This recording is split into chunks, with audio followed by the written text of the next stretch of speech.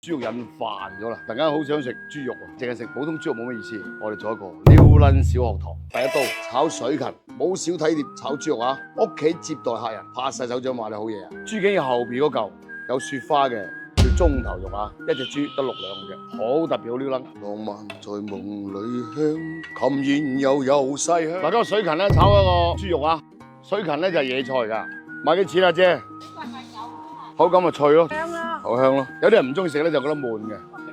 喂，你有冇第一刀啊？呢嚿好似唔多似喎，姐阿哥，睇睇幾肉啊？第一刀嚇？呢個唔係肥騰騰啊，買嚿豬肉去拜神㗎嘛。今日買個豬肉37蚊啊！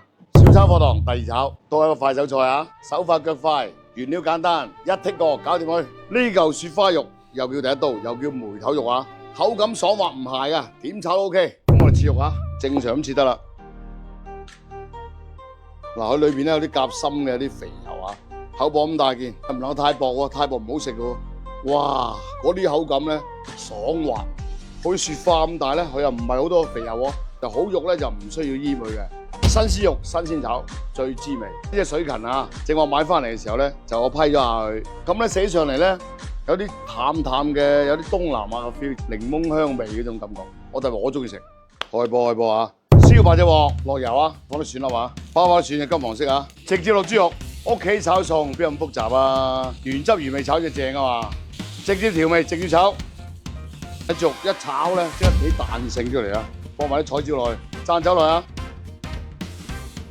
倒埋啲水芹落去啊！放水芹落去咧，大概1分鐘到啊，睇啲鑊氣香味出嚟，一定要慢火炒。嗱，我哋落芡啊，就咁樣料酒，加少生粉嘅啫。啲菜咧有芡而睇唔到芡嘅，咁啊靚啦。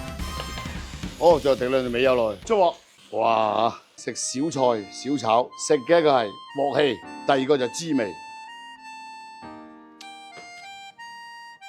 小炒菜炒出大滋味，完全係征服味蕾，滿口肉香，爽，唔好睇少咁簡單嘅小炒啊！平時落班提前15分鐘睇落嗰個視頻，翻屋企即刻複製一個呢個小炒啦，有樂趣，有好味，又新鮮。